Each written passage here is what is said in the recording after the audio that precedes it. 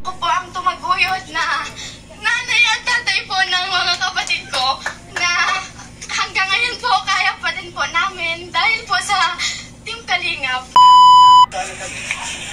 Ayan mga Kalingap, bago tayo mag-continue sa pa-blessings ni Kuya Bal sa bahay ni Vanessa, tara silipin muna natin tong vlog ng mga K-Boys sa pangalawang channel ni Kalingap Rab.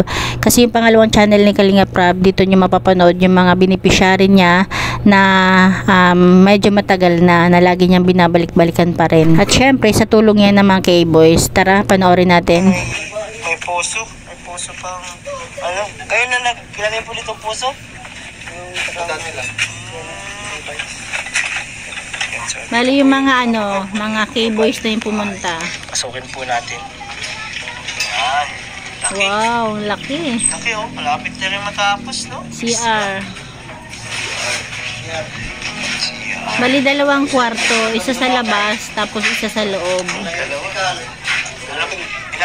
Ilang araw na po kayo dito nagagawa? Sa ano? 8, 9, 10, 11, 13, 14 bukas. Grabe. 14 days. Tapos, ang dami nang nagawa. Sana all ganyan yung gumagawa. Dito pala ang harap sa 2 linggo. Ang tayo namin ito po ay safe na talaga dito si Vanessa. Ano? Yes. Lalagyan din namin ng grills. May grills pa dyan. Wow, lalagyan pa ng grills. Ang ganda. Safe na safe nga naman. Super safe na kasi. Tapos ito, kwarto niya. Po. Ito ang kwarto niya sa labas. Lalaki, pwede dito. Wow. O nga naman, di ba? At least kung halimbawa si Vanessa dyan, tapos biglang mag-asawa na siya, o di pwede dyan, tapos yung mga kapatid niya sa loob. Diyos. Charis lang. Dito tindahan din, no? Pwede. O pwede nga talagang maging kwarto ni Vanessa, pwede pa siya magtinda-tinda. Pwede siya yung mag-negosyo dito. Ang ganda, no? Ibang... At ito naman, ito na nga, bali ano lang pala, sumilip lang pala tayo doon. Tapos ito naman, dito naman part is vlog to ni Kuya Bal Santos Matubang, ating ama ng Kalingap. Bali ano na to, blessings ng bahay ni Vanessa. Wow, di ba? Ganda na. May grills pa. Muli po sa mapagpalang araw po sa ating lahat. Magandang umaga. Magandang tanghali at magandang gabi po mga Kalingap at mga kaibigan. Ngayon po ay April 15, 2024 at araw po ng Lunes po. Ngayon po yung ribbon cutting tanong. Yes. House blessing po sa bahay po ni Vanessa Ibana Serrano.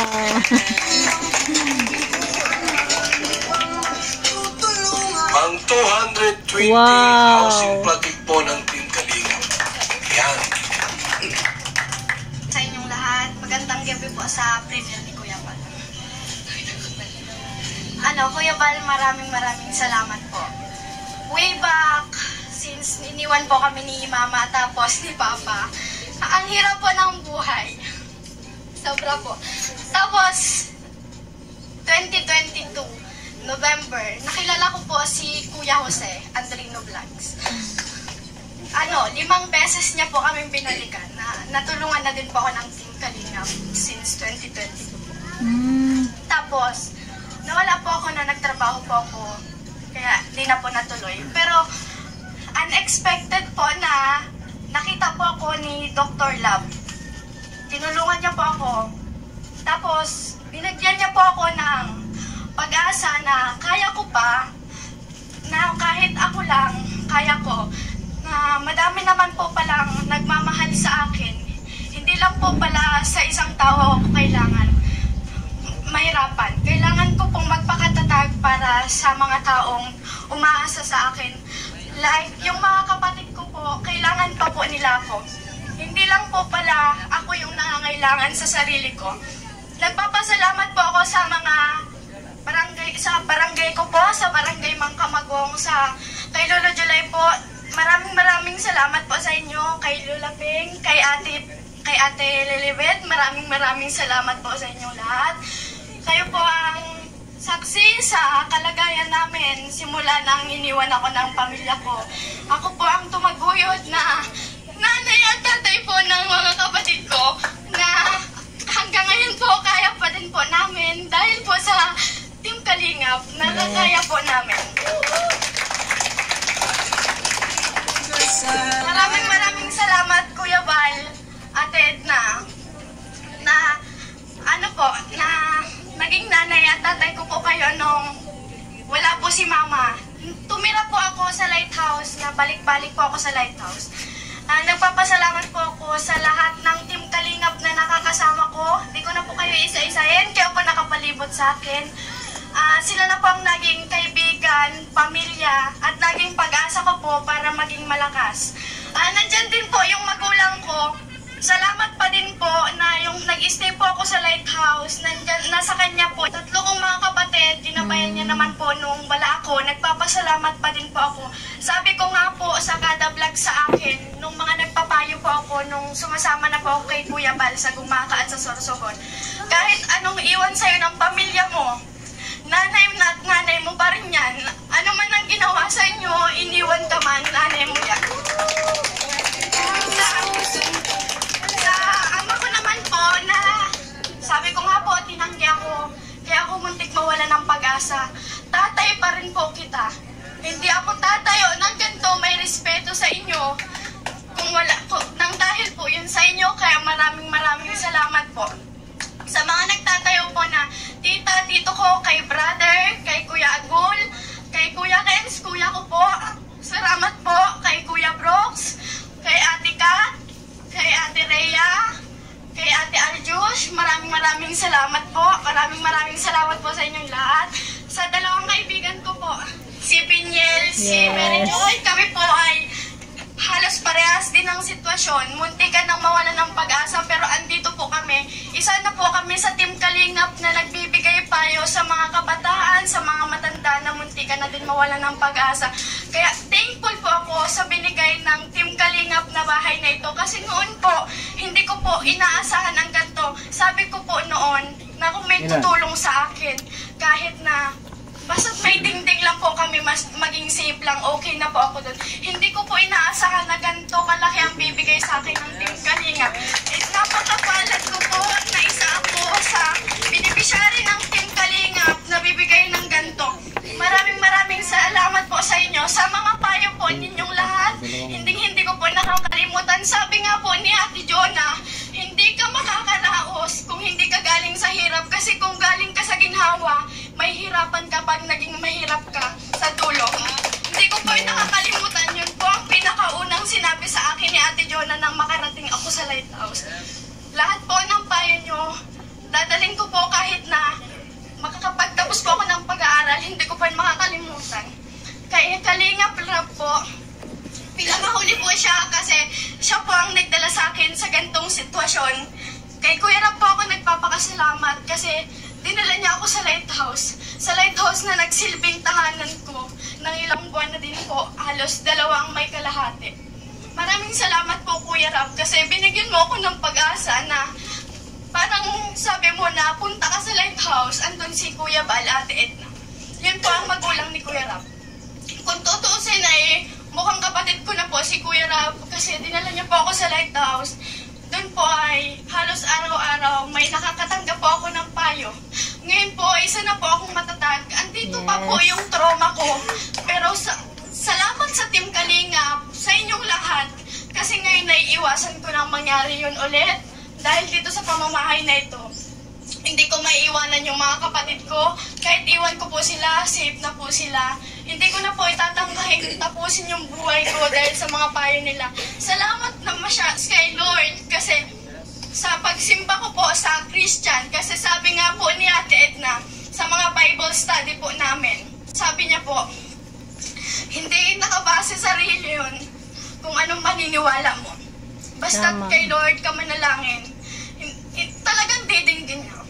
Nagdasal ako na, Lord, sana may tumulong sa akin na maging ayos ako ulit. Magkaroon ako ng pag-asang mabuhay.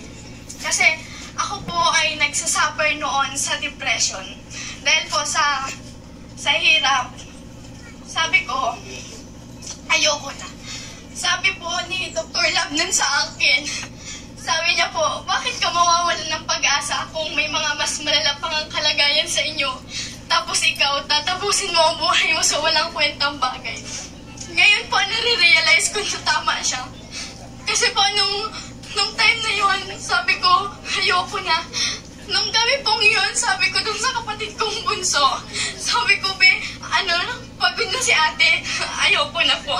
Tapos, sabi niya, ba't ka mapapagod sa amin? Sabi ko, hindi. Napapagod ako emotionally, hindi physically. Kasi hindi ako mapapagod na tulungan kayo makapagtapos kahit hindi ako makapagtapos lang kayo. Yun po ang pangako ko sa sarili ko. Sabi ko po, di baling hindi ako makapag-aral. Makapagtapos ko lang po, may bigay ko yung pangarap ng kapatid ko. Sabi ko po, di baling mapahamak ako, wag lang yung kapatid ko. Kaya kahit nasa akin lahat ng tropa na naranasan ko, wag lang yung kapatid ko. Maging okay lang sila, okay ako. Kaya ngayon, sabi ni Lord, parang pinahiwatig ni Lord sa akin, magsimba ka. Nagsimba po ako. Ngayon, wala po akong ibang pinagkakatiwalaan ng Panginoon lang. Kasi ang Panginoon, lahat ng dalangin ko, binigay niya na po ngayon. Wala na po akong masasabi kasi kasama ko po yung mga kapatid ko, nagpatawad po ako, nakapagpatawad po ako ng 2 magulang. Pinatawad ko po sila, naging masaya na po ako sa sitwasyon nila ngayon. Okay na po ako sa pamamahay na ito, kasama ko ang Diyos at kasama ko ang Team Kalingap. Maraming salamat po sa inyong lahat. Ayan, grabe. Sigurado ako napakaraming lumuha sa mga sinabi niyang to. Na talaga naman nakaka-inspire, lalo na para sa mga kabataan na nawawalan na ng pag-asa. Kaya, ayan, God bless sa iyo, Vanessa, at good luck at congratulations.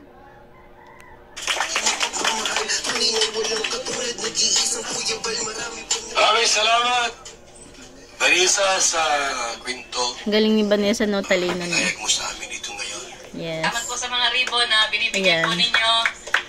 Lingid po sa lahat ng mga sa inyo po, sa D. Carroll Variety Store po galing ang atin pong mga ribbon. Kapag ganyan po ang design ng pagkalagay ng ribbon sa kanila po yan, binibigay po nila sa atin na libre. So, yun. Vanessa, ngayon ay award ng iyong bahay. Alam ko na masaya ka at ang naghahalong lungkot at saya ang nararamdaman mo ngayon. Ang mensahe ko lang sa iyo, magpakatatag ka. Yes. Nakikita ko naman sa iyo na ikaw ay malakas. Kita-kita po yung pagiging strong ng personality ni Vanessa. Tama. Siya ay masayahing bata at matalino. At may pangarap sa buhay. So sa atin po bilang mga charity vloggers o kaya mga tumutulong, personally po sa akin ang nakikita ko sa mga tinutulungan para yung parang nang nagmo-motivate po sa atin ay tingnan po natin sila ng hindi sa sitwasyon nila ngayon para lalo tayong ma-encourage na tulungan sila. Tingnan natin sila kung paano sila magiging after 10 years or 5 years na nandito tayo sa kanila. So yun po ang motivation natin sa ating mga tinutulungan. At syempre, mahalaga po na tulungan natin sila na magtiwala sa ating pong Diyos, ang lumikha ng lahat. Diba? Sabi nga ay, saan ba natin dadalahin yung nasira na bahay? Siyempre sa karpintero. Yung nasira na kagamitan, siyempre dun sa gumawa nun. So kapag ang ating buhay ay nasira, saan ba natin ipapaayos? Diba? Sa gumawa ng ating buhay. So yun lamang po. Salamat sa patuloy pong suporta ng mga viewers, mga solid sponsors at saka mga partners natin. Sana ay magsama-sama po tayo hanggang sa huli ng programa po ni Kuya Bal. God bless. Yan, in behalf of Kalingap team ni Kuya Bal, Kalingap Rab, babasahin ko po ang ating certificate of award. Val Santos Matubang, Lingap Foundation Incorporated, Camarines Norte Chapter. Housing Award. This housing award is given to Vanessa Ibana Serrano as 220th Housing Project Beneficiary. So, wow, 228. 220. Housing Chairman Val Santos Matubang. Given this 14th day of April 2024. So, meron ditong condition, Vanessa, sa baba na ang bahay na ito ay hindi pwedeng ibenta, hindi pwedeng abandonahin o iwanan, at hindi rin at kinakailangan kailangan ring panatilihing malinis. At ang bahay na yan ay para sa inyo magkakapatid. Yes. Ano? Sabi nga ni Kuya Bal, si tatay mo at si nanay mo ay pwede lang dumalaw sa inyo, pero ang bahay na yan ay hindi para sa kanila. Kung kasama nila yung kanilang mga asasawa. Pwede yan kung silang dalawa magsasama. Oo nga naman. Ayan. Kagawad, sabay-sabay po tayo magawa. Ayan, thank you naman dahil may ganung rules, Kuya Bal. Hindi pwedeng halimbawa darating dyan yung nanay, may kasamang asawa ng bago o anak. O kaya naman yung tatay may bagong asawa. Hindi pwede. Pwede, bibisitahin lang sila. O kaya naman kung magkakabalikan yung mag-asawa, pwede. Sa kanila. Ayan. Oh. Tanggapin mo, Vanessa. Ayan. Okay. Congrats. Kamay. Ayan. Congrats sa inyo, magkapatid. Kapatay bro. Sige na. Go, yung gusto pong maglaglag, pwede. Ayan, meron din paangatan. Biyaya. Wow, go Mr. J. Supportan din natin si Mr. J, the PWD. Charity vlogger. Yun, Palakpakan natin si Mr. J. Palakpakan po natin yan. Yeah, supportahan din natin. Sundan mo ng kamera. Ayan, para kina Vanessa yan. Thank you, Kuya Bal. Thank you sa buong team ng Kalingap, kay Ate Edna. Ayan. Sa patuloy na pagtulong kay Vanessa. Salamat po, Ama. Ito pong aming dalangin sa kapangyarihan ng pangalan ni Jesus. Amen. Ayan. Okay, kapit na, may isa. 1, 2, 3, kapit. Yes! Oh, pasok. Sarili na silang bahay. Wow! Yan, syempre, kainan na. Wow, ang dami.